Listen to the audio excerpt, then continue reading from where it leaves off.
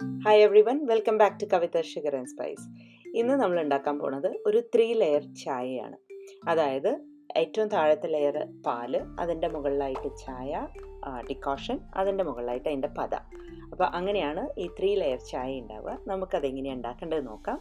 അതിൻ്റെ മുന്നേ ആയിട്ട് ഞാൻ ഈ റെസിപ്പി എൻ്റെ അച്ഛനും ബാംഗ്ലൂരിലുള്ള എൻ്റെ കസിൻ സുനിലേട്ടനും വേണ്ടിയിട്ട് ഡെഡിക്കേറ്റ് ചെയ്യാണ്. കാരണം അവർ രണ്ടുപേരുമാണ് ഈ റെസിപ്പിക്കായിട്ട് ചോദിച്ചിട്ടുണ്ടായിരുന്നത്. ആദ്യം നമുക്ക് ഒരു പാത്രത്തിൽ ഒരു കപ്പ് വെള്ളവും വേറൊരു പാത്രത്തിൽ ഒരു കപ്പ് പാലും ഒഴിച്ച് നന്നായിട്ട് തിളപ്പിക്കണം.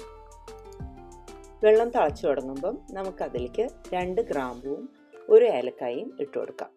അതിനുശേഷം നിങ്ങൾ ഏതാ ചായപ്പൊടി ഉപയോഗിക്കണേ അതിൻ്റെ കടുപ്പം എങ്ങനെയാണെന്ന് വെച്ചാൽ അതനുസരിച്ചിട്ട് ചായപ്പൊടി ഇടണം. ഞാനിവിടെ 2 ടീസ്പൂൺ ചായപ്പൊടിയാണ് യൂസ് ചെയ്യുന്നത്.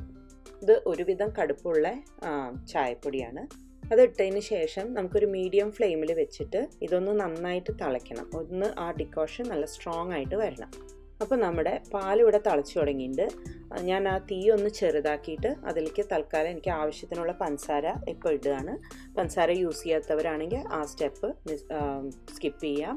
ഇനി നിങ്ങൾക്ക് ഗ്ലാസ്സിലേക്ക് നേരിട്ടിട്ടിട്ട് പഞ്ചസാര യൂസ് ചെയ്യണമെങ്കിൽ അങ്ങനെയും ചെയ്യാം. പക്ഷെ ഞാനിപ്പോൾ ഇത് അതിലിട്ട് നന്നായിട്ടൊന്ന് മിക്സ് ചെയ്തിട്ടാണ് ഉപയോഗിക്കാൻ പോകുന്നത്. പഞ്ചസാര ഇളക്കിയതിന് ശേഷം പാലിത ഒന്നും കൂടി നന്നായി പതച്ചു നമ്മളത് അടുപ്പത്തുനിന്ന് മാറ്റുകയാണ്. എന്നിട്ട് നമ്മുടെ ഈ പാലിനെ വേറൊരു പാത്രത്തിലേക്ക് ഒരു 2-3 തവണ നന്നായിട്ടൊന്ന് ആറ്റിയിട്ട് പത വരുന്ന വിധത്തിൽ ഒന്ന് ആറ്റുക.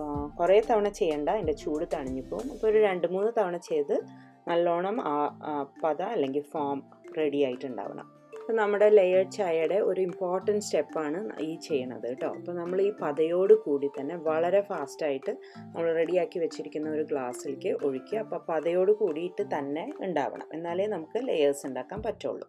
ശ്രദ്ധിക്കേണ്ട ഒരു കാര്യം എന്തെന്ന് വെച്ചാൽ നമ്മൾ ഒഴിക്കുന്ന പാലിനേക്കാൾ ചൂട് ചായക്ക് ഉണ്ടായിരിക്കണം. അപ്പോൾ നമ്മുടെ ഡിക്കോഷൻ അവിടെ മീഡിയം ഫ്ലെയിമിലായിരുന്നു. ഇപ്പോൾ അത് നല്ലോണം കുറുകി നല്ല സ്ട്രോങ് ഒരു ഡിക്കോഷൻ ആയിട്ടുണ്ട്.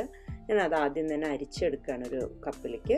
എന്നിട്ട് നമ്മൾ എന്താ ചെയ്യാൻ പോണെന്ന് വെച്ചാൽ നമ്മളതിനെ കുറച്ചായിട്ട് സ്പൂണിലെടുത്തിട്ട് നമ്മുടെ ഈ ചായയുടെ മുകളിലേക്ക് ഒഴിച്ചു കൊടുക്കുകയാണ്. സ്പൂണിൽ തന്നെ എടുത്ത് ഒഴിച്ചു കൊടുക്കണം. ഇപ്പോൾ ദാ നിങ്ങൾക്ക് നോക്കിയാൽ കാണാം, കുറച്ചായിട്ട് വരുന്ന കണ്ടോ. അത് അവിടെ വന്ന് ഇങ്ങനെ ഒരു ലെയർ ആവാൻ വേണ്ടിയിട്ട് റെഡി ആവുകയാണ്. അപ്പോൾ നമ്മൾ സ്പീഡിൽ ഒഴിച്ചു കൊടുത്താൽ അതൊക്കെ കൂടെ മിക്സ് ആയിപ്പോവും.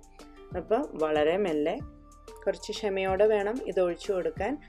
ചൂടിൻ്റെ കാര്യം മറക്കരുത്. ചായയുടെ ഡിക്കോഷൻ്റെ ചൂടായിരിക്കണം പാലിനേക്കാൾ അധികം. അതുകൊണ്ടാണ് ഞാനത് പാലൊഴിച്ചതിന് ശേഷം ഡിക്കോഷൻ ഓഫ് ചെയ്തത്. അത് ശ്രദ്ധിക്കുക. അങ്ങനെ നമ്മുടെ ലെയർഡ് ചായ ഇവിടെ റെഡി ആയിട്ടുണ്ട്. 3 ലെയറിലാണ് അത് നിൽക്കുന്നത്. എല്ലാവർക്കും ഇഷ്ടപ്പെട്ടു എന്ന് വിചാരിക്കുന്നു. ട്രൈ ചെയ്ത് നോക്കാൻ വലിയ ബുദ്ധിമുട്ടൊന്നും ഇല്ലാത്ത കാരണം കൊണ്ട് നിങ്ങൾ എന്തായാലും ഇത് ട്രൈ ചെയ്യും എന്നാണ് എൻ്റെ വിശ്വാസം. Thank you for watching my video. അടുത്ത തവണ വീണ്ടും കാണുന്നവരെ take care and have A wonderful day.